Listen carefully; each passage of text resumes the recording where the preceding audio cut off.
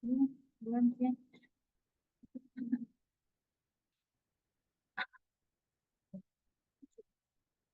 mulai ya.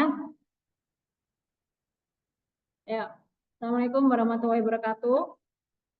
Ya, eh, yang ini saya akan memberikan materi tentang retina. Ini gimana bisa? Bilangin nggak bisa?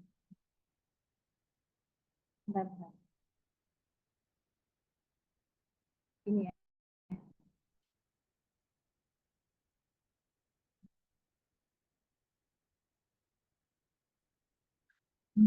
Oke, di sini retina-retina penyakit retina yang akan saya bahas itu tidak semua ya, tapi ini yang terkait dengan mestinya kalian itu yang mas Nonya kalian tuh yang saya tampilkan ini, cuman yang tidak saya bahas adalah yang berwarna biru ya.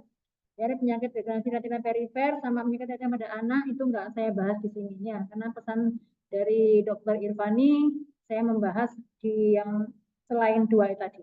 Oke. Oke, yang pertama, ini penyakit namanya Central Retina Artery Occlusion ya, atau CRAO. Ini termasuk dalam kategori penyakit yang emergensi di bidang mata ya. Jadi kalau kalian menemukan kasus CRAO, maka kalian harus segera melakukan tindakan ya, atau minimal merujuk ya, minimal kamu tahu bahwa ini diagnosanya adalah CRAO, sehingga kalian itu segera merujuk ke SPM karena semakin cepat ada glomerulnya ya, kayak kayak stroke itu loh dek, kayak stroke ya, jadi semakin cepat kamu mengkonsulkan pada SPM maka eh, kembalinya visit itu semakin baik. Oke.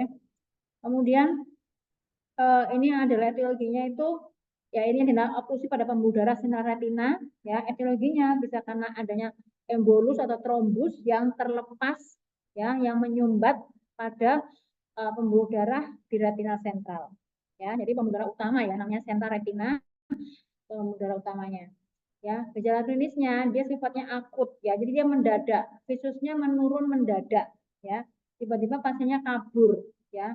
Kemudian sifatnya emergensi ya, sifatnya ini harus segera, dan biasanya unilateral ya, terkait dengan unilateral. Kenapa kan unilateral? Karena terkait dengan etiologinya yang embolus atau trombus ya.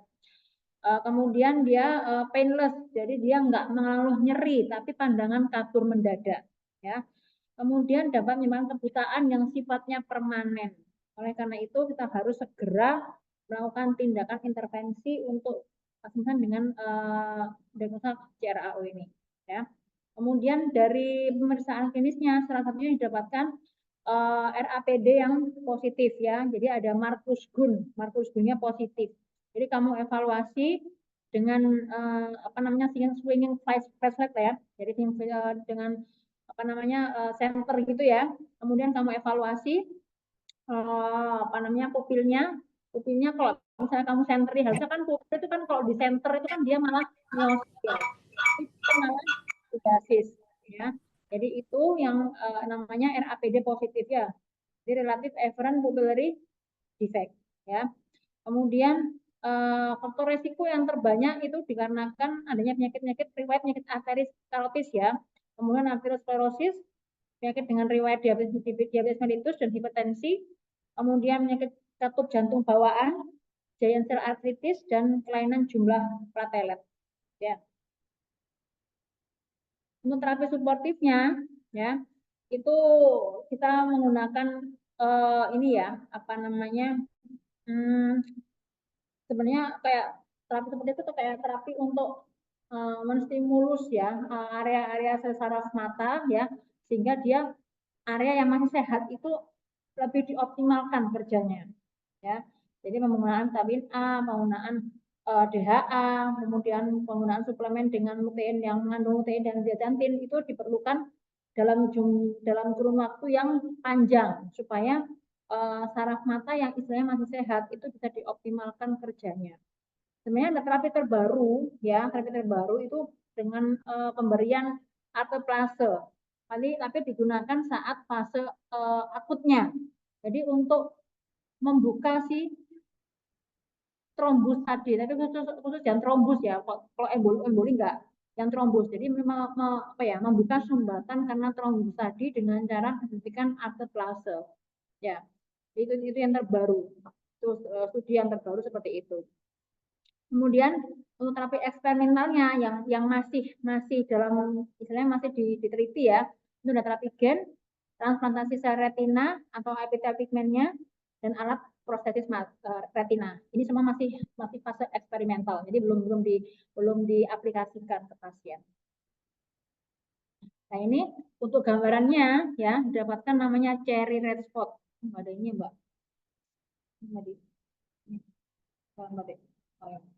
Jadi ini ya, ini namanya cherry red spot ya. Di saat semua retinanya terlihat pucat, makulanya terlihat prominent berwarna merah, namanya cherry red spot ya. Ini tanda khas dari gambaran CRAO itu sendiri ya. Kemudian retinanya pucat kenapa? Karena didapatkan karena hipoperfusi ya, karena kan ada oklusi di retina, di arteri retina sentral. Ya, karena itu makulanya dia tampak lebih merah. Untuk treatmentnya sendiri ya ada hiperventilasi ya, jadi oksigen hiperbarik ya. Ini banyak digunakan di RSAL ya. Di Sutomo sendiri kita nggak pernah. Kemudian adanya parasintesis ya. Kemudian obat untuk anti-IO. Jadi fungsinya apa sih untuk obat untuk glaukoma? Kenapa kok diberikan obat anti glaukoma? Karena diharapkan dengan menurunnya tensi okuli ya, dia bisa membantu untuk membuka atau membuka oklusi tadi itu, sehingga diharapkan setelah terbuka oklusinya maka fungsinya juga akan lebih baik ya. Oleh karena itu semakin cepat treatmentnya semakin baik hasilnya. Kemudian dilakukan pemijatan di sekitar mata. Pemijatannya itu gentle ya, pakai apa kayak kain gitu loh, Dek, kain ya yang dilipat-lipat, kemudian kalau di mata kemudian dengan kedua mata seperti ini ya. Tapi ini dilakukan secara gentle dan itu terus menerus ya. Tidak bisa satu kali terapi, tidak bisa, harus berulang-ulang. Diharapkan dengan pemijatan treatment yang di masa di mata itu diharapkan oklusinya juga bisa terlepas ya. Kemudian untuk prognosisnya golden periodnya sekitar 4 sampai 6 jam ya setelah tanda dan gejala itu muncul sendiri, persis seperti yang di stroke ya. Untuk klasifikasinya sendiri, ini yang masuk ke dalam bahasan retinal vein ya, yang tadi kan arteri ya, yang ini retinal vein occlusion-nya. Ada beberapa klasifikasi untuk retinal vein occlusion itu, ada CRVO ya, central retinal vein occlusi, ada yang hemiretinal vein occlusi ya, HRVO, ada yang branch retinal vein occlusi, yang namanya bagus-bagus ya, kan namanya mobil-mobil Honda itu ya. Jadi macam-macam. Jadi kalau yang CRVO berarti oklusinya di vena central retina. Kalau HRVO ini oklusinya hanya di salah satu cabang di superior atau inferior dari pembuluh darah di retina, vena retina. Ya, kalau branch itu ya oklusinya di cabang vena paling distal di retina. Ini untuk ini gambarannya. Tadi. Ini kalau BRPO ya hanya cabang distalnya aja, jadi segmental saja di area sebagian kecil dari pembuluh darah distal vena retina yang teroklusi. Sedangkan kalau HRVO hemiretina, namanya hemi artinya separuh ya Dek ya. Jadi separuh gambarannya dari retina ini mengalami perdarahan ya. Kalau CRVO central retinal vein occlusion artinya semua central vena sentralnya yang kena. Artinya apa? Kalau vena sentralnya yang kena maka seluruh gambaran retinanya mengalami perdarahan ya. Nah, perdarahannya itu khas deh, namanya flame shape ya. Jadi batasnya tidak tegas ya, agak kabur, tapi gambar pembuluh darahnya itu jelas. Gambaran perdarahannya jelas ya. Lain nanti kalau ada gambaran retina, gambar perdarahan kayak dot blood, ada kasus kayak diabetes retinopati itu beda nanti. Gejala klinisnya metamorfopsia atau distorsi pada penglihatan ya. Jadi orang itu biasanya kalau kena makula, kalau ini ya, kalau nggak kena makula dia biasanya nggak ada keluhan metamorfosia. Jadi pasien itu bisa mengalami distorsi melihat objek sekitarnya. Jadi ada yang terlihat lebih gede, ada yang terlihat lebih kecil, atau melihat objek jadi kayak bengkok-bengkok, itu namanya distorsi ya. Dan ini kalau udah ada tanda seperti ini, artinya makulanya sudah kena, udah kena dengan dari darahnya itu sendiri. Kalau sudah kena seperti ini, maka waspada karena bisa menyebabkan kebutaan yang sifatnya permanen. Karena fungsi makula itu sendiri adalah fungsi penglihatan yang untuk penglihatan lurus atau sentral, ya. Jadi harus hati-hati. Kemudian RAPD-nya atau Marcus Gunn-nya bisa positif, bisa negatif, tergantung dari adanya iskemik maupun non iskemik itu sendiri. Kemudian untuk temuan klinisnya dari pemeriksaan endoskopi ya, ini adanya pendarahan retina, kemudian pembuluh darahnya itu melintir ya, turquoise ya, kemudian adanya soft exudate atau cotton wool spot, dan adanya edema pada makula. Oke. Untuk pengobatan sendiri wajib AIN mengontrol faktor resiko. Jadi pengobatan apapun tidak akan bermanfaat kalau faktor resikonya tidak dikontrol. Apa itu? Salah satunya adalah hipertensi, diabetes mellitus, obesitas, dislipidemi, ya, penyakit-penyakit dengan gangguan ini ya, kolesterol, kemudian penyakit kelainan pada katup, ya, bisa bawaan, kemudian adanya arteriosklerosis, ya. Pengobatan lainnya dilakukan dengan laser fotokoagulasi. Ya, biasanya laser fotokoagulasi ini dilakukan oleh divisi retina. Sampai pada yang terapi yang agresif itu diberikan intravitreal anti VEGF untuk menghalangi pertumbuhan dari pembuluh darah baru atau neovaskularisasi. Terus bahasan berikutnya adalah kalau ada mau tanya langsung tanya ya, interupsi ya. Bahasan berikutnya adalah retina detachment, nama lain. Permisi, mohon izin, slide-nya nggak jalan, dokter. Nggak jalan. Nggih, dokter. Masih di slide nomor 5, dokter. Ya. Sorry. Di sini jalan di sini, Dek. Ini jalan. Yang mana? Yang gambar, Bang? Nggih, dokter. Masih di CRAO, dokter. Loh. Yang ini. CRAO gambar, Bang? Nggih, dokter. Yang cherry red spot itu, dok. Bentar.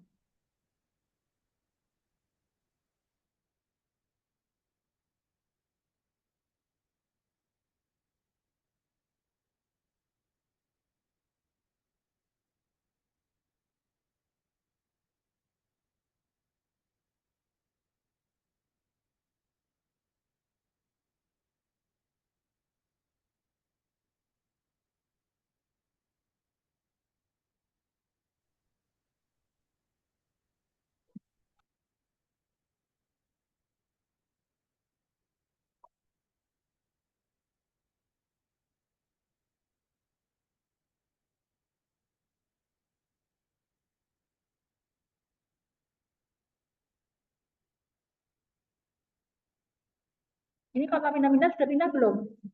Nggih, dokter. Ini sudah pindah di RVO. Oh ya, ini udah pindah ya ini ya. Nggih, dokter. Ini lagi. Ya, sudah. Yang ini untuk klasifikasi dari Mbak mana? Pada panah-panahnya.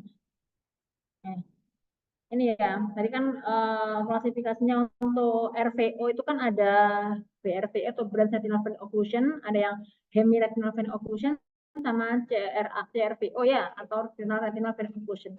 Namanya branch itu berarti hanya cabang yang teroklusi, itu yang akan berdampak pada perdarahan di retina. Ya, ini gambarnya BRVO, udah kan gambarnya deh ya. Kan ya gambarnya ya. Ini yang BRVO hanya segmental aja di area yang cabangnya teroklusi. Untuk yang hemiretinal vein occlusion itu benar-benar separuh dari retinanya mengalami perdarahan. Kemudian untuk CRVO itu keseluruhan dari permukaan retina mengalami perdarahan ya. Perdarahannya dia gambarannya itu seperti kobaran api ya, flame shape ya. Lain dengan yang gambar perdarahan pada diabetic retinopathy. Ini saya pindah, ikut pindah. Iya, dokter sudah pindah. Ya, sudah. Ya. Gejala klinisnya namanya metamorfosia ya, ada yang disertai pada penglihatan ya. Ini mengindikasikan bahwa adanya perdarahan di bawahnya makula ya. Nah, ini bisa menyebabkan kebutaan yang sifatnya mendadak. Kemudian RAPD-nya itu bisa positif, bisa negatif tergantung dari jenisnya ya, dia iskemik atau non iskemik. Ya. Kemudian untuk temuan klinisnya ya, dia ada perdarahan di retina dari funduskopinya ya tadi ya ada perdarahan retina ya bentuknya flame shape, kemudian adanya pembuluh darah yang melintir atau ptois, adanya soft exudate atau cotton ball spot dan adanya edema makula. Ya, edema makula ini menyebabkan metamorfopsia. Kemudian untuk pengobatannya yang pasti harus mengontrol faktor resiko ya, diabetes, hipertensi, obesitas, dislipidemi, dan penyakit-penyakit katup lainnya serta adanya penyakit arteriosklerosis. Kemudian momen berikutnya adanya laser fotokoagulasi ya, laser ke dalam retina ya, yang dilakukan oleh divisi retina. Kemudian untuk terapi agresifnya diberikan intravitreal anti VEGF ya, anti growth factor itu untuk menekan pertumbuhan dari adanya neovaskularisasi di retina. Sekarang yang retinal detachment atau ablasio retina. Sudah berganti ke ablasio? Sudah, dok. Oke. Nanti kalau macet bilang ya. Oke. Kemudian ini untuk rektatogenus ini ada dua ya. Untuk ablasio ini ada dua klasifikasi. Yang rektatogenus, yang kedua, yang kedua ini B ya. Non rektatogenus ya. Yang rektatogenus sendiri ini nanti akan dibahas sendiri, yang non homogenus juga akan dibahas sendiri. Yang non ini ada dibagi menjadi dua lagi. Ya, tractional retinal detachment ya, disebabkan karena penyakit diabetik, retinopathia of prematurity atau ROP. Di sini yang dibahas adalah yang karena diabetes ya. Kalau yang karena ROP itu pada bayi-bayi prematur ya, itu enggak saya bahas di sini. Kemudian untuk yang tipe exudative retinal detachment itu biasanya disebabkan karena adanya malignant ya, hypertension, kemudian ada central serous chorioretinopathy atau CSCR ya, atau adanya tumor koroid. Di sini saya nggak membahas detail masalah ablasio retina yang karena exudatif. Nah, ini ablasio retina yang regmatogenus. Tipe regmatogenus artinya adanya robekan atau break ya. Biasanya disebut juga sebagai primary retinal detachment ya, karena primer. Kenapa? Karena sumbernya sudah ketahuan, sumbernya adalah robeknya retina itu sendiri, bukan karena yang lainnya ya. Sehingga kalau dari menurut bahasanya dari break itu regma itu artinya adanya break ya, adanya robekan. Ya, seperti dilihat ini di sini. Nah, ini kan robekan dia. Bentuknya kayak apa ya? Kayak senyumnya Joker ya. Nah, ini ya, lebar ya. Jadi ini namanya ternya namanya horseshoe. Jadi dia giant tear ya. Lebar sekali. Ini kan harusnya kan ujung sini nempel ke ujung sini ya. Nempel karena dia robek ya.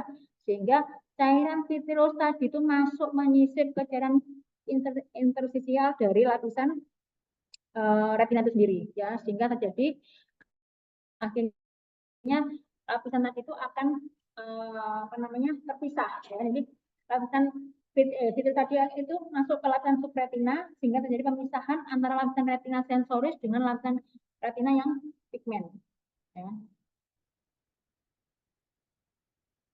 Ini faktor resikonya paling banyak untuk yang tipe regmatogenus itu usia 40 sampai 60 tahun ya.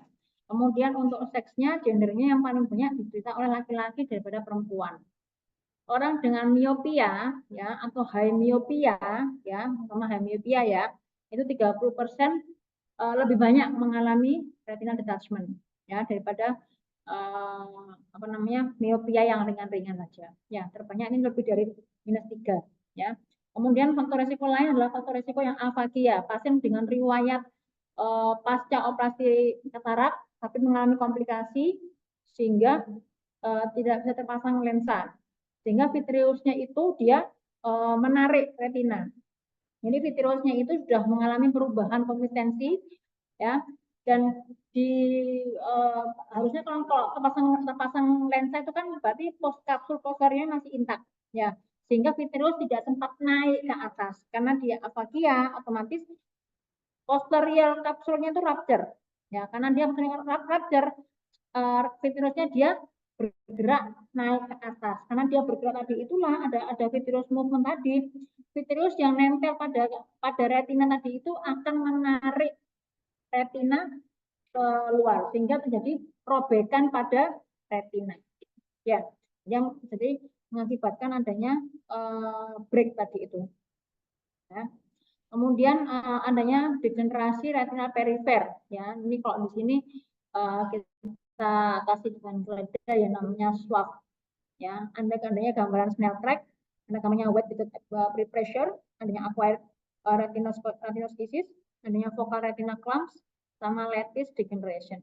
Ya, kalau ada gambaran seperti ini pada saat namanya pemeriksaan criminal Goldman, maka kita waspada untuk dilakukan laser, misalnya laser retina perifer, ya. Jadi lasernya fungsinya untuk menguatkan retina yang tipis. Jadi kalau ada degenerasi retina perifer, artinya retinanya sudah tipis. Kalau sudah tipis bagaimana, Dok? Ya harus di laser. Kamu tahu kalau balon ditiup sampai gede, ya, itu kan ada beberapa bagian itu dari balon itu yang berwarna lebih pucat, ya, lebih tipis. Ya, jadi itulah area paling tipis dari balon tersebut. Kalau di retina itu namanya degenerasi retina perifer, ya.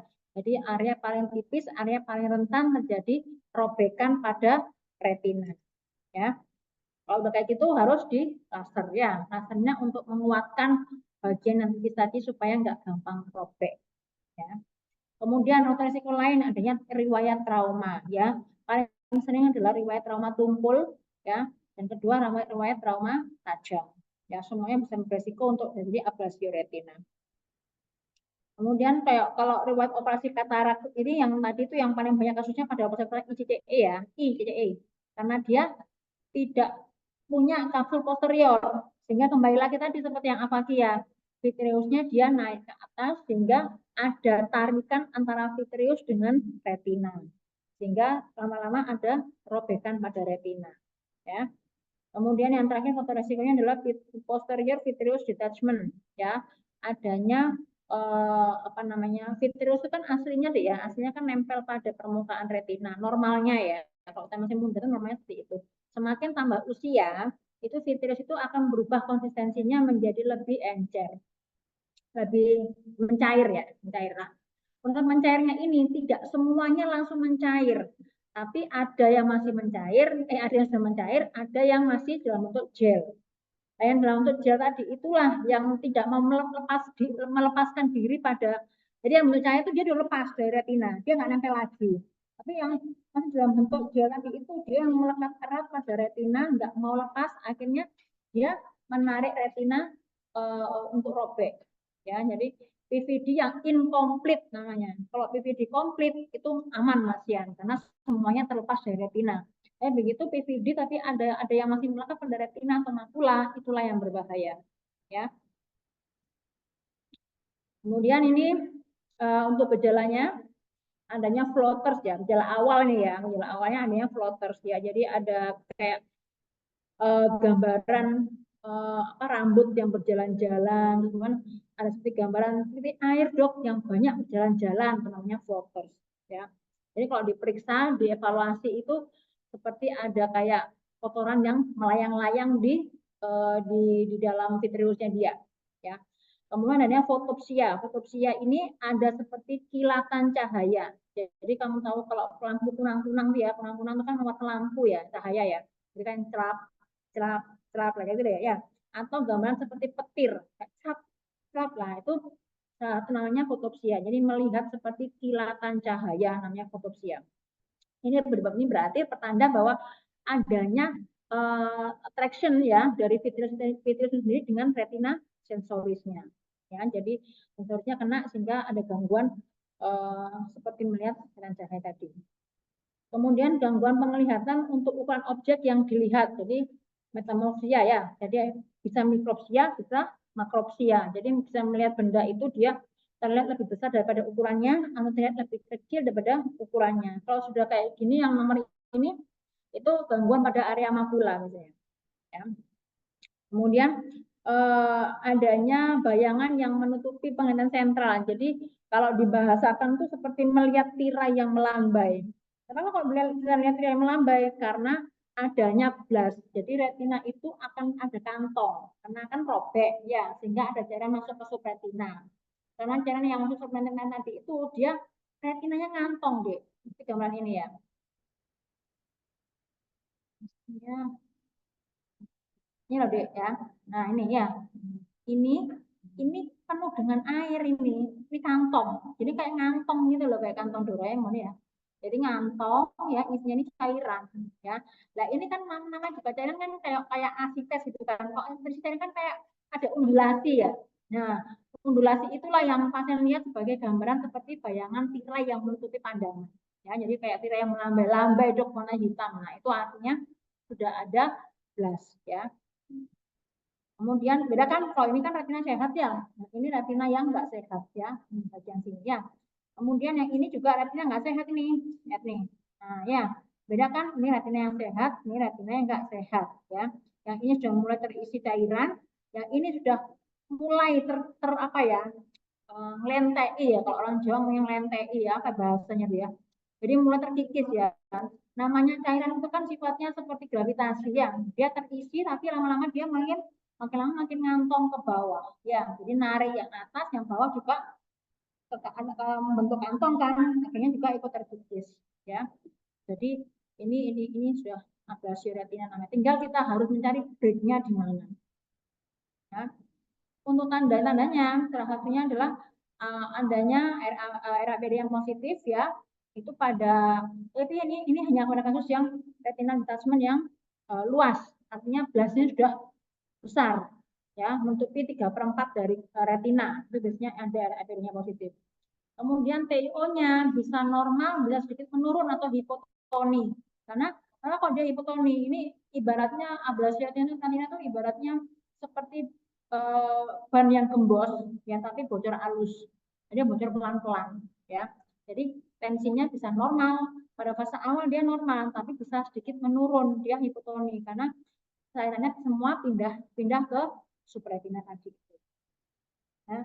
Untuk pemeriksaan funduskopinya,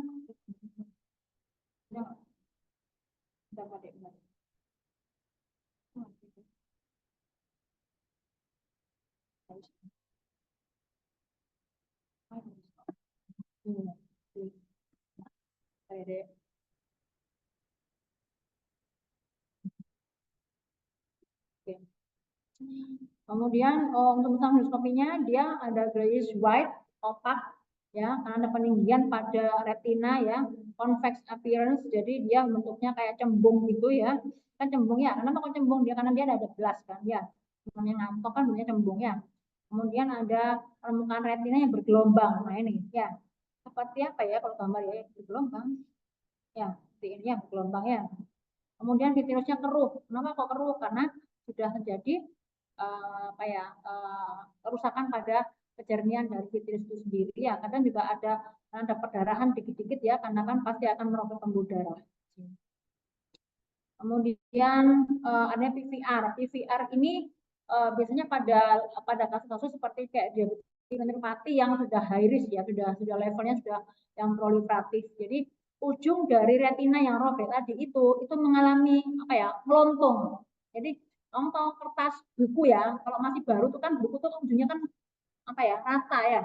Begitu dia sudah lama, buku lama, terus kamu simpan di perak gitu ya, terus ada kertas yang ujungnya melenting, meluntung ya, meluntung entah itu kunang keluar atau kunang ke dalam. Nah itulah namanya PVR ya. Jadi ujungnya tuh sudah rusak.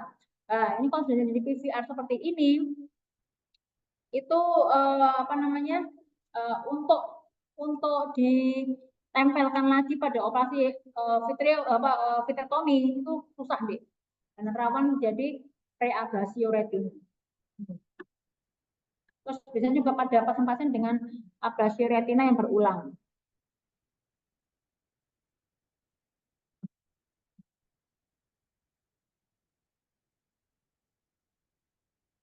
Kemudian ini untuk pengobatannya. Jadi tujuan dari pengobatan ablasio retina itu sendiri adalah wajib kita harus menemukan breaknya. Jadi temukan breaknya, temukan lubangnya. Setelah kamu temukan lubangnya, tutup lubangnya. Ya, ya. Kemudian yang kedua, tujuan penggunaannya adalah melepaskan traction dari vitreoretina. Jadi melepaskan tarikan antara vitreus dengan retina. Jadi melepaskan tempelan itu, vitreus yang masih nempel itu dilepaskan. Ya.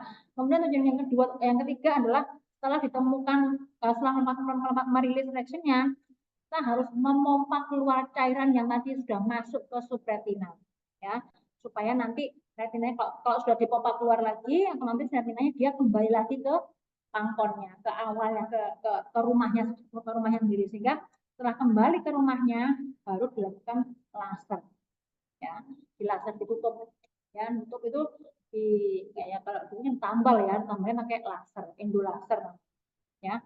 Radian laser supaya dia melekat erat, memberikan waktu si lasernya itu untuk berproses melekatkan si retina yang robek tadi, itu diberikan cairan pengganti di dalamnya itu berupa gas atau berupa silikon oil, ya.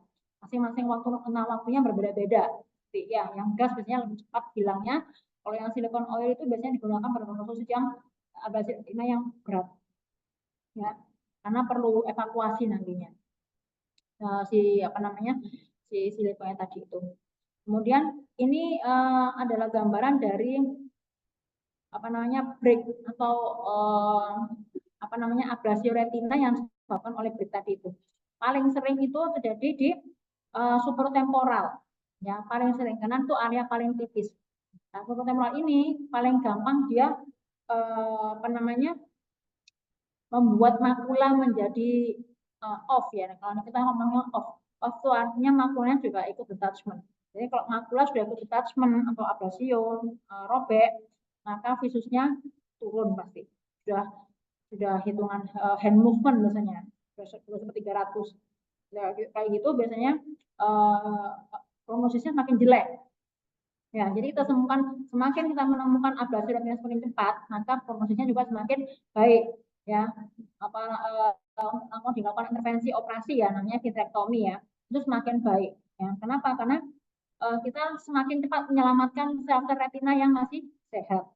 Kalau sudah lama, jadinya ablasinya sudah lama, sudah long standing, ya, sudah lama, itu sel-sel retinanya juga sudah banyak yang mati. Jadi meskipun dia ditempelkan kembali retinanya, ditutup kembali lubangnya, perbaikannya tidak memberikan perbaikan yang memuaskan. Meskipun tujuan dari operasi vitrektomi ini bukan tujuan untuk visus, ya, untuk penglihatannya, tapi lebih cenderung ke mengembalikan fungsi retina seanatomis mungkin, ya. Untuk masalah visusnya nanti dia bisa membaikkan enggak, itu urusan yang kedua, ya. Namanya ini prosedur operasinya, ya. Ada yang namanya pneumatik retinopeksi, ya. Jadi ini digunakan pada kasus-kasus ablasi retina yang simple. Yang simple, breaknya cuma satu, dan itu pun breaknya kecil, dan posisinya di superior, ya, di superior maupun di anterior dan superior mata. Ketika dia breaknya di belakang sini, maka jarum pneumopektik ini nggak bisa meraih area yang break tadi itu, ya, sehingga cairannya nggak sudah keluar, ya. Tapi kalau di anterior gini, maka jarum ini bisa membantu untuk mengembalikan menyerap cairan dari interstitial retina, sehingga diharapkan retinanya bisa kembali lagi ke posisinya sini, ya. Jadi kalau dia kasusnya simple, masih bisa digunakan ini pneumatic retinopeksi, ya. Tapi kalau dia breaknya banyak, multiple break, kemudian posisinya di posterior, kemudian breaknya cuma satu, tapi dia besar, giant horseshoe, ya, maka ini nggak bisa dilakukan, ya. Harus menggunakan cara kedua operasinya, ya, dengan bantuan spiral buckle atau encircling plus vitrectomy, ya. Jadi dilakukan indentasi dari luar Jadi namanya matanya disabui deh ya, disabui pakai silikon ya, silikon belt yang sleeve-nya itu ya, sleeve-nya itu dia bagelnya itu ditaruh di pas di tempatnya si brick tadi itu. Ya, sehingga retina itu kayak dikencangkan gitu, setelah dikencangkan dilakukan tindakan dari dalam, intervensi dari dalam, jadi ditutup lubangnya atau bricknya dari dalam. Ya, terus kemudian lah yang nomor 2 tadi itu si setelah bakal tadi biasanya dikombinasi dengan vitrectomy pasplana. Jadi kita melakukan intervensi ke dalam bola mata dengan menggunakan alat namanya vitrectom. Jadi 3 kanul ini masuk, 3 kanul ini isinya alat cutting vitreous ya, lampu, kemudian di sini ada kanul untuk mengisi apa ya, mengganti cairan yang telah diaspirasi oleh si vitrectomin tadi. Jadi ini kan menghisap ya, ini mengaspirasi, ini mengirigasi ya. Ada cairan irigasi khusus untuk pengganti, jadi namanya vitreous substitute, jadi pengganti vitreousnya tadi itu. Lampunya ini sebagai penerang dalam apa namanya bola mata tadi itu, karena kita mainnya ke dalam, ke dasar bola mata. Ini seperti ini contohnya ya. Ini tadi ini robekannya kan. Ya, ini sebagai cutting vitreousnya. Jadi kita melepaskan vitreous yang melekat pada retina tadi itu dengan si cutting tadi ini. Jadi dipotong vitreousnya, dimakan, jadi satu potong dimakan, dihisap, diaspirasi, kemudian sambil mengaspirasi cairan sub retina tadi itu. Setelah nempel semuanya baru dilakukan endolaser. Ya, setelah dilakukan endolaser baru dilakukan diberikan tekanan tahan di situ ya, sebagai gas, sebagai silikon oil. Kemudian ini yang kedua, ini yang non rheumatogenic retinal detachment ya. Ada yang tipe tractional. Tractional ini paling sering disebabkan karena diabetes ya. Jadi adanya jaringan fibroglia, jaringan fibrosis nih ya. Nah ini jaringan fibrosis ini dia menarik retina ya, jadi menarik retina dia sifatnya jahat, jadi kayak jaringan fibrotik ya, jaringan kaku ya. Jadi dia menarik retina sehingga retina itu dia mengalami lepas, tapi tanpa adanya break. Jadi lepas dia lepas ya.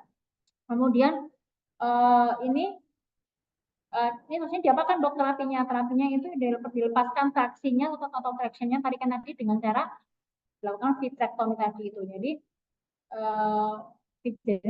tadi itu akan di cutting ya, di cutting dengan vitrectomy tadi itu untuk melepaskan rilisnya tractionnya dari si retina tadi itu. Ya. Biasanya paling sering pada orang dengan diabetes retinopati yang proliferatif. Oleh yang eksudatif ini ya akan dibahas cuma sebentar ya. Ini karenanya disebabkan karena ini malignant hipertensi, CSCR, dan dia sifatnya dia kodokan tumor ya. Ini kodokan tumor sini ya. Kemudian dia sifatnya bisa unilateral, bisa bilateral ya. Kemudian posisi detachmentnya biasanya di inferior karena adanya gaya gravitasi di inferior ya, detachmentnya. Kemudian cara membuatnya gimana? Dengan cara mengobati dan mengontrol penyakit yang mendasari. Jadi ini bisa saja ya, supaya tidak lebih menarik retina ke superior. Kemudian bagian berikutnya adalah retinopati hipertensi ya. Karena adanya perubahan retina karena adanya hipertensi yang akut maupun kronis ya. Ya, kalau akut itu biasanya disebabkan karena krisis hipertensi ya misalnya ya. Jadi hipertensi yang tiba-tiba naik, biasanya pada anak-anak paling sering ini ya. Jadi akut atau pada orang-orang hamil yang PEB ya, PEB itu yang tensinya tuh tinggi banget ya. Atau kronis, memang orang dengan riwayat hipertensi yang lama ya. Gejalanya bisa asimptomatis, jadi pasiennya nggak mengeluh apapun juga, nggak mengeluh adanya kabur, nggak mengeluh adanya yang gimana-gimana. Tapi setelah kita evaluasi, ternyata ada perdarahan di situ, ada pembuluh darah di situ. Ya. Kemudian ketepatan dan menegakkan diagnosis yang baik ya untuk hipertensi retinopati ini akan berkaitan dengan hipertensi malignan. Jadi kalau kita bisa menangani hipertensi dengan baik, maka tidak akan jatuh menjadi hipertensi malignan. Karena hipertensi maligna tadi sendiri bisa menyebabkan abrasi retina yang oksidatif. Kemudian diperlukan untuk mencegah adanya kerusakan pada visus secara visus dan sistemiknya.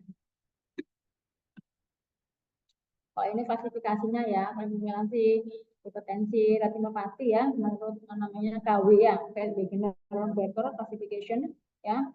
Nah, itu kemudian adanya ke 1 grade 4. Semakin grade 4 ya semakin membuat pasiennya ada keluhan ya. Kalau grade 2 biasanya pasiennya tidak ada keluhan sama sekali. Ini penamakan klinisnya ya. Nama klinisnya pada hipertensi retinopati. Ini adanya exudat sampai sudat ya. Jadi ada area perfusi di sini. Kemudian adanya AV crossing. Jadi arteri dan venanya dia crossing ya, ini kan. Nah, ini kan ngilang ya. Ini kayak X ya. Nah, ini crossing sehingga pembuluh darah yang di bawahnya ini itu dia akan tertekan ya. Sehingga terkesan akan putus. Jadi harusnya kan nyambung gini deh ya. Tapi ini kesannya terputus ya. Ini ada kemudian hilang, kemudian ada lagi di sini ya. Ini karena apa? Karena ada penekanan pada pembuluh darah yang di atasnya ini ya, AP crossing namanya ya. Semakin dia X-nya itu semakin nggak terbentuk kayak terputus di bawahnya, itu semakin kronis dengan tandanya ya. Kemudian warnanya dari pembuluh darahnya ya, harusnya pembuluh darah itu kan terisi ya, seperti ini yang merah ya. Tapi kalau pada yang fase kronis, yang udah kronis banget, itu pembuluh darahnya itu ada yang nggak terisi. Jadi hanya terlihat dinding-dinding kapilernya saja, tapi tengahnya kayak kosong gini. Ya, ada namanya silver wiring dan copper wiring. Jadi kalau misalnya dia berwarna seperti silver, dengan kayak silver ya. Silver itu berarti dia kronis. Semakin ke copper, semakin dia kronisitasnya semakin besar. Ya, makin lama. Maksudnya dia menderita hati yang cukup lama. Jadi copper tuh warnanya seperti retina sekitarnya, sepertinya pembuluhnya kayak ngilang gitu deh. Kalau silver masih ada, tapi kalau yang copper dia pembuluhnya kayak ngeblend dengan warna retina sekitarnya. Ya, itu berarti semakin copper semakin lama tensinya. Nah, agak kabur ya, maaf ya. Nggak kabur ya, nggak kabur. Ini untuk gambaran klinis dari retina ya. Ini namanya Cotton Ball Spot. Ya, ada area hipoperfusi. Kemudian ini ada area perdarahan di sini, ya, peripapil hemorrhage. Ya, kalau ini gambaran retina normal, ini yang nggak normal di sini. Ya. Maaf ya, kok jadi agak kabur, saya nggak tahu juga. Nah, ini juga, ya, ini ya, ada gambaran yang area hiperperfusi ya, jadi Cotton Ball Spot ini, ya. Kemudian dia ada area yang biasanya kalau dilihat cabang apa namanya vena crossing itu di area vena crossing itu di ini di cabangan kedua ini banyak tertutup oleh spotnya ya, spotnya, tapi ini pembuluh sudah mulai AV rasionya sudah mulai berbeda ya, harusnya 3/3, tapi ini sudah 3/1. Kemudian pengobatannya apa? Yang pasti harus diobati darah tingginya ya. Apapun terapinya, kalau darah tingginya nggak terkontrol dengan baik, ya pasti tidak akan bermanfaat terapinya. Jadi terapinya harus mengobati, mengontrol hatinya. Ya, komplikasinya bisa ke arah tadi ya, BRVO atau CRVO. Jadi adanya oklusi pada branch retinal vein ya atau central retinal vein. Ya, itu yang di awal tadi itu. Ya. Kemudian sekarang masuk ke diabetik retinopati. Ini sekarang ini orang-orang dengan diabetes itu meningkat ya jumlahnya ya. Dan kejadiannya bukan hanya pada orang tua aja. Semakin muda sekarang semakin banyak yang kena diabetes. Kenapa? Karena pola hidupnya yang sudah nggak bagus. Banyak ngopi lah, sekarang banyak ngomong kopi-kopi itu ya, kopi, teh ya, kemudian cemilan-cemilan, kudapan-kudapan yang memang kuliner itu enak-enak gitu ya, itu menyebabkan angka kejadian hipertensi itu semakin muda ya. Jadi hati-hati, kita harus tetap mengontrol gula darah kita supaya jangan sampai jatuh kepada diabetes mellitus ya. Kemudian ini setelah penelitian setelah 20 tahun ya, ternyata terjadi peningkatan. Terjadi peningkatan diabetes mellitus dengan 99% ini ya, bayangkan hampir 1% ini diabetes mellitus ini tipe 1 ya. Jadi meningkat. Ya, dan 60% ini pada diabetes tipe 2. Jadi ini peningkatan dari diabetes mellitus. Sehingga kalau diabetes mellitus itu meningkat, otomatis adanya peningkatan dari retinopati diabetik juga. Ya. Sehingga angka kebutaannya bisa meningkat sekitar 3,6%-nya pada usia kurang dari 30 tahun dan 1,6% pada usia lebih dari 30 tahun. Kemudian pasien dengan diabetes mellitus dan kehamilan jadi peningkatan progresivitas retinopati diabetik. Jadi kalau orang itu sudah punya diabetes, ya, sudah punya diabetes retinopati di mata, kemudian dia hamil, ya, diabetesnya nggak terkontrol, maka progresivitas kerusakannya lebih besar dibandingkan orang dengan diabetes mellitus yang tanpa kehamilan. Ya. Kemudian rendahnya pengontrolan hipertensi dapat dihubungkan dengan tingginya resiko progresivitas diabetik. Jadi sebenarnya hipertensi itu juga dapat menjadi trigger untuk memperburuk kondisi retinopati diabetik pada seorang pasien. Jadi pentingnya mengontrol faktor sistemik yang lainnya, ya, supaya progresivitasnya enggak tambah, ya, karena sifatnya kalau ada kebutaan dia sifatnya permanen, nggak bisa dia perbaiki lagi. Oke, untuk klasifikasinya ada non proliferatif sama ada proliferatif diabetik retinopati. Jadi ada NPDR, ada PDR, ya. Ini yang NPDR ini terjadi perubahan di tingkat kapiler pembuluh darah, ya, tingkat mikrovaskular, ya. Tingkatannya ya ada mild, moderate, dan severe. Kemudian untuk temuan klinisnya didapatkan mikroaneurisma. Mikroaneurisma itu kayak perdarahan kecil ya, kayak kamu tahu TK ya, TK pada kasus demam berdarah. Nah, ya, TK kan kecil ya. Itu sebagai tanda patognomonis adanya diabetik retinopati yang non NPDR tadi sendiri. Ya, artinya apa? Kalau sudah ada mikroaneurisma berarti sudah ada kerusakan di level kapiler pembuluh darah retina. Ya, otomatis pasien ini sudah kontrolnya nggak bagus untuk diabetesnya. Ya, kemudian adanya custom spot, adanya retina yang non kapiler atau hipoperfusi.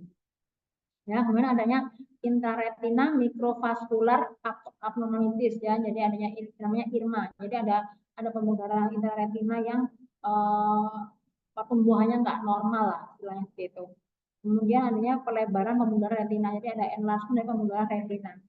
Untuk yang tingkatan severe NPDR itu ada aturan 421. Jadi adanya infloanisma, adanya venous bleeding, ya, menurut kategori dari PDRS ini ya kalian cukup should know aja lah secara teori ya. Kemudian untuk klasifikasi berikutnya yaitu klasifikasi yang proliferatif diabetik retinopati, ya, atau PDR, ya. PDR ini levelnya sudah warning ya. Sebenarnya kalau dari level NPDR itu NPDR yang severe itu sudah warning bahwa orang ini sudah harus melakukan tindakan intervensi, ya. Jangan cuma kontrol-kontrol doang, ya, tapi harus melakukan intervensi selain mengontrol gula darahnya. Ya, apalagi yang termasuk dalam proliferatif diabetes retinopati ini atau PDR ini, maka biasanya dari penampakan klinisnya itu dari funduskopinya didapatkan adanya jaringan fibrovaskular seperti yang tadi udah ablasi retina yang tipe fractional, ya, itu kan ada jaringan fibroglia ya, jaringan fibrovaskular yang di retina yang dia menarik retina sehingga gampang terjadi ablasi retina, ya. Kemudian ada juga temuan vitreous bleeding, jadi adanya perdarahan pada vitreous, ya. Untuk tingkatannya sendiri, PDR itu dibagi dalam early, high risk, dan advanced PDR. Ya. Clinical finding-nya dia adanya neovaskularisasi, ya, itu tanda khas, jadi adanya pembuluh darah baru, ya, pada area retina atau pada area nervus opticusnya, ya. Kemudian adanya pendarahan preretina, pendarahan retina itu pendarahan yang ngantong ya, ngantong, jadi kayak pendarahan tapi itu jelas banget ya, ngantong itu. Kemudian adanya pendarahan vitreous, ya. Terus untuk CSME sendiri atau clinical significant diabetic retinopathy edem ya, jadi makulanya untuk odem deh. Misalkan kenapa? Karena adanya cairan di bawah si makula tadi itu sendiri ya. Jadi kalau sudah kena makulanya otomatis visusnya pasti akan menurun banyak ya. Jadi adanya makula yang bengkak atau odem ya, termasuk area fovea makula ya. Kemudian adanya penebalan dari lapisan makula yang dievaluasi yang dapat dievaluasi dengan OCT ya, atau optical coherence tomography. Untuk gejalanya sebenarnya nggak ada gejala yang signifikan ya, tapi pasiennya pasti akan mengeluh kabur pandangannya ya, kabur ya. Kaburnya visus ini ada gradingnya ya, tergantung dari berat enggaknya atau levelnya dari yang dia si retinal diabetes tadi itu. Kemudian apa namanya, semakin dia levelnya semakin tinggi, maka level kebutanan juga semakin besar.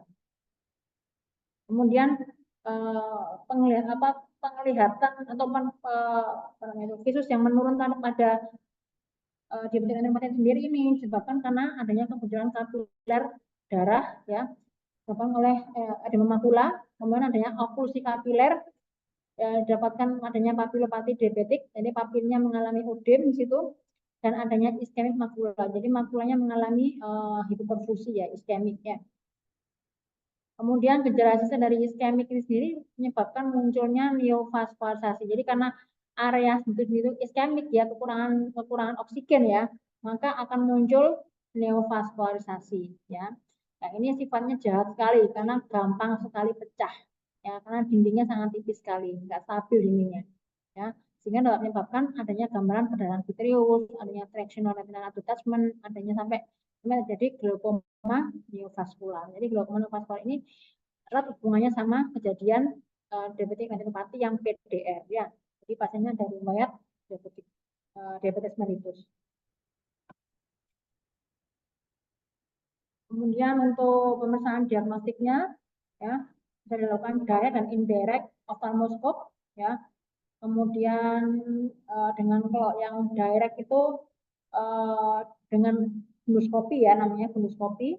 Kalau indirect itu pakai lensa 20 dioptri gitu, dengan alat khusus itu yang kayak alatnya THT yang kita dilingkarkan di kepala, kemudian dari ujungnya keluar lampu, di lampu kita menyantar lampu itu menuju ke lensa yang 20 tadi itu, yang 20 ditaruh di depannya matanya pasien, yang namanya indirect ya. Kemudian street lamp dengan bantuan lensa 78 dan 90, jadi dengan depan street lamp, kemudian kita melihatnya dengan lensa, kemudian dengan fundus kamera ya, alat khusus ini kayak di foto gitu ya, dengan alat khusus ya, biasanya nyambung, biasanya ada satu rangkaian dengan alat OCT ya, ada funduskopi kamera ya. Biasanya kemudian pemeriksaan FFA, jadi kayak angiografi, jadi kayak MRA itu, ini khusus khusus untuk fokus ke area pembuluh darah di retina ya. Nanti dari FFA itu bisa kita evaluasi ada kebocoran level kapiler, nah yang mana ya, ini untuk kasus-kasus diabetes retinopathy ini, dan itu apa namanya nanti apa namanya, biasanya kalau sudah ada seperti itu, biasanya kita apa namanya, terapinya juga lebih agresif ya. Kemudian untuk evaluasi berikutnya dengan OCT ya, ini untuk melihat adanya lapisan layer per layer dari retina, ada kerusakan gitu apa enggak, tapi yang secara histologisnya ya. Ini untuk screeningnya, untuk screening diabetes retinopathy ini ada panduan klinisnya ya, screeningnya ya. Kita ditemukan pasien DM tipe 1 ya, setelah 3 menit terdiagnosis, maka kontrolnya bisa setahun sekali ya. Kalau DM tipe 2 ya, DM tipe 2 sebelum kehamilan ya, DM tipe 2 saat terdiagnosis, maka bisa kontrolnya juga tiap tahun ya. Kalau DM tipe 1 sebelum kehamilan sebelum maksudnya awal-awal kehamilan itu, maka kalau dia ditemukan terus dengan NPDR ringan, evaluasinya tiap 3 sampai 12 bulan. Kalau yang berat harus lebih intensif sekitar 1 sampai 3 bulan sekali. Sampai yang paling aman ya nih, saya nemen ya. Kalau ini kan ada makular odem ya. Ini juga ketat ini, 2 sampai 3 bulan. Kalau aku tindakan laser, maka di retina. Laser di makula. Kalau ini PDR, dia namanya ketat. Artinya apa? Mungkin sebulan sekali bisa. Ya, tergantung dari kasusnya. Ya, biasanya kalau udah kayak gini, sebulan PDR ini kita biasanya arahnya sudah arah surgical soalnya. Ya. Ini perbedaan antara diabetik retinopati yang non proliferatif dan ini proliferatif ya. Di sini ada perdarahan yang kecil-kecil ini, ya, kecil-kecil ini, ya, namanya mikroaneurisma. Yang besar ini, ya, domblon-domblon namanya blood-blood. Ya, ini kan apa namanya, badannya tegas dan dia ukurannya lebih gede daripada aneurisma. Ya, blood namanya. Ya, ini masih ringan kayak gini, ya. Bandingkan dengan NPDR yang sudah rame ya, perdarahannya di mana-mana ya. Di sini juga ada di area sini kan ada kayak abnormal itu saya pembuluh darah sini, ini ada Irma. Nah, jadi kayak apa ya? Kayak jadi di cabang itu kayak muncul cabang kecil-kecil baru tapi bukan investasi itu ya. Ini ada Irma di sini. Nah, kemudian ini nggak terlalu kelihatan ini ya, nggak terlalu kelihatan apa gambaran perdarahan yang preretinal yang kemarin nggak terlalu kelihatan gitu. Nah ini retina ya. Nah ini gambaran yang ngantong ya, kayak ada airfield level ya. Ini perdarahan preretina ya. Ini gambaran PDR. Kemudian ini ada gambaran dalam vitreous di bawahnya sini. Kemudian ini kan tampak suram ya. Secara keseluruhan ini retinanya tampak suram ya. Kenapa? Karena sudah ada perdarahan di vitreous. Ini gambar posisi. Ini harusnya, ini saya nggak menampilkan posisi normalnya ya.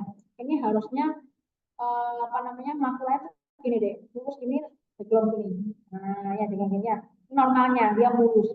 Nah ini pada gambar retina yang model bengkak, dia ngangkat ya, ini tebel ya. Ini area, ada area titik di sini ya. Ini isinya fluid semua, cairan semua ya. Sehingga makulanya menjadi bengkak dan khususnya juga menurun. Ya. Jadi ini CSFD atau DFD. Terapinya tergantung dari derajat retinopati diabetiknya. Ya. Kalau dari yang cuman MET, NPDR, ya enggak ada terapi apapun juga, itu mengontrol diabetesnya. Ya. Pokoknya semua itu harus berawal dari mengontrol gula darahnya. Kalau gula darah itu nggak terlalu dengan baik, ya otomatis apapun terapinya nggak akan memberikan hasil yang signifikan. Ya, ada level yang mild NPDR, terapinya hanya konservatif aja, dievaluasi khususnya, dievaluasi bagaimana perkembangan proliferasi dari NPDR-nya. Ya, kalau masih tahun nggak ada perubahan, masih terus gitu aja ya, maka kontaknya tahun lagi. Nah, begitu dari yang cuma mild menjadi moderate atau severe, maka kita harus aware dan dilakukan laser argon fotokoagulasi pada area retinanya. Ya. Kemudian untuk pre-PDR ya, ini pre-PDR itu artinya dari yang severe NPDR ini sudah mengarah ke PDR ya. Ini terapinya itu laser argon ya, ditambah dengan intravitreal anti VEGF. Jadi disuntikan anti VEGF ini ke dalam retinanya untuk mengurangi angka pertumbuhan dari neovaskularisasi di retina tadi. Yang PDR sendiri, ini laser argon, fotokoagulasi, ada cryopeksi, sampai dilakukan vitrectomy dan intravitreal anti VEGF. Ya, vitrectomy tadi itu yang ini udah yang di awal-awal udah yang memotong vitreusnya sehingga melepaskan traction antara retina dengan vitreus tadi itu. Ya. Kemudian kalau ada makular odem karena diabetes, maka bisa diinjeksikan intravitreal kortikosteroid ya untuk mengurangi keradangannya ya. Kita dilakukan injeksi intravitreal anti VEGF. Intravitreal artinya yang dimasukkan, jadi matanya yang disuntik ke dalam Ya, vitreal. Ini kayaknya bagian terakhir ini ya. AMD atau age macular degeneration ya. Jadi ini penyakit perubahan struktur anatomis dari makulanya dikarenakan faktor usia. Ya. Jadi ini AMD ini atau proses penuaan edemosis pada makula ini dapat menyebabkan hilangnya penglihatan terbanyak sebenarnya pada seluruh populasi dunia ini. Ya. Tipe paling banyak ada dua tipe nih, tipe dry AMD sama wet AMD. Yang dry AMD ini paling banyak, dia 90%. Yang wet AMD cuma 10%. Tapi meskipun cuma 10%, wet AMD ini sangat berbahaya sekali, berpotensi terjadi kebutaan yang sifatnya permanen. Ya, karena wet AMD ini muncul adanya neovaskularisasi atau sampai jadi perdarahan pada area makula. Ya. Nah, dry AMD sendiri tadi itu dapat berprogresif menjadi wet AMD. Ya. Dan laki-laki prevalensinya sebenarnya laki-laki sama perempuan sama. Ya. Terbanyak di usia lebih dari 50 tahun. Jadi usia tua ya. Usia tua, kemudian riwayat merokok itu sangat memperberat kejadian AMD. Untuk gambaran klinisnya, ya didapatkan kesulitan melihat saat malam hari. Jadi terutama saat ada perubahan cahaya yang lebih redup, dia sulit lebih kabur dari malam hari. Kemudian penglihatannya fluktuatif, kadang kabur, kadang jelas, kadang jelas. Dan saat membaca, kemudian adanya distorsi dalam melihat suatu ukuran objek, ya tadi terlihat lebih besar atau lebih kecil ya untuk objek tadi ya. Kemudian adanya skotoma sentral. Skotoma sentral ini penglihatan tengahnya dia tuh kayak ada demblok itu apa ya? Kayak ada bayangan hitam pas di tengah-tengah. Jadi maksudnya mesti bilang gini, kayak ada hitam-hitam tuh dok pas kalau saya lihat sini loh, dok hitam pas di tengah-tengah. Itu namanya skotoma sentral. Ya. Nah, ada skotoma sentral ini berarti ciri khas pelayanannya pada area makula. Ya. Kemudian untuk temuan pemeriksaan fundoskopi ya pada apa namanya early pada kasus dry AMD dapatkan multiple drusen ya. Pada yang advanced dry AMD terdapat gambaran focal island atrophy ya. Kemudian pada wet AMD dapatkan CNV atau choroidal neovascularisasi. Jadi dapatkan neovascularisasi pada area makula pada tipe wet AMD. Kemudian ada retinal pigment retinal pigment ya itu didapatkan peninggian ya peninggian didapatkan peningkatan peninggian itu kemudian didapatkan eksudat kemudian didapatkan cairan subretina atau pendarahan di subretinal fluid. Jadi yang berbahaya itu yang buat AMD ya dek. Kemudian di sini gambaran yang dry AMD ya. Ini yang drusen ini ada di area hiperfusi ya. Drusen ya. Ini drusen juga tapi yang namanya geographic atrophy ya. Jadi mendapatkan atrofi pada area makula. Ini gambaran OCT pada wet AMD dia ini makulanya normal. Nah, ini normalnya kayak gini normalnya, tapi yang nggak normal dia dilanjutkan RPE-nya. Ya, dia terdapat peningkatan di sini. Ya, ada elevasi di RPE. Ya. Kemudian kalau ini wet AMD, ya, AMD ini dapatkan perdarahan yang subretina, dia ngantong, ya, dan itu di area makula. Jadi ini kan papil deh, sebelahnya temporal papil pasti makula. Nah, ini makula ada perdarahan seperti ini. Nah, kalau sudah seperti ini, ya, visusnya pasti menurun, ya. Kemudian dia terkena ada gambaran skotoma sentral tadi itu. Kemudian untuk terapinya pada AMD ya dia diinjeksikan anti VEGF ya karena untuk mematikan pertumbuhan dari neovaskularisasinya. Kemudian dilakukan PDT atau dinamik terapi itu ada panduannya ya.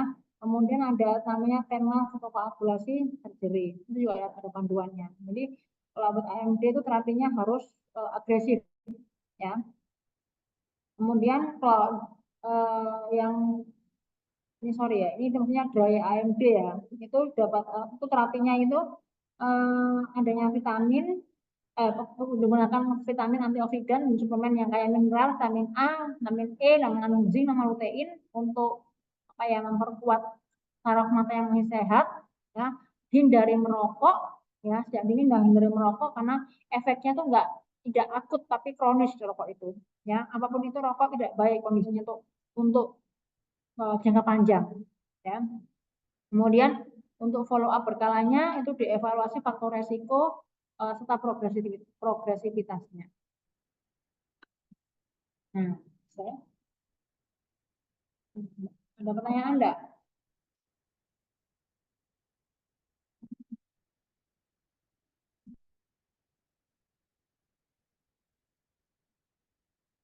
Ya, boleh direcord boleh. Ada pertanyaan enggak? Cepat ya tahu ya. Punya soalnya bahasanya dek. Adanya enggak? Adanya enggak? Ayo, kok ada yang off cam ya?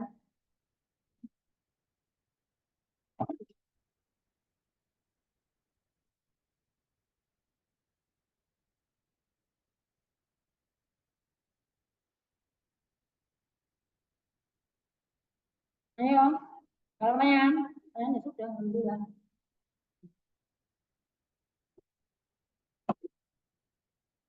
Udah ada pertanyaan dek? Ada pertanyaan enggak? Tapi tadi saya jelaskan tadi nyantol. Coba ya dok ya. Iya, sebagian yang besar. Ya intinya kalau kalian memang mau tanya ya tanya nggak apa-apa, mau ya saya boleh kalau misalnya memang benar-benar pertanyaannya. Tapi yang tadi itu kan cuma teori ya, kalian kalau teori itu bisa baca ya, tapi kalian harus benar-benar mengerti ya itu poinnya di mana poinnya ya. Karena ini kalau yang Latina itu menyangkut menyangkut ke arah kebutaan yang sifatnya permanen ya. Jadi kalian harus benar-benar bisa melihat ya, mana yang emergency, mana yang tidak emergency untuk dikonsultan ya. Udah, nggak ada pertanyaan ini. Nggak ada pertanyaan. Ya, untuk ya. Nggak ada pertanyaan ya, udah ya, tip ya. Wes ya, tip ya. Ya sudah, berkebutuhan ini.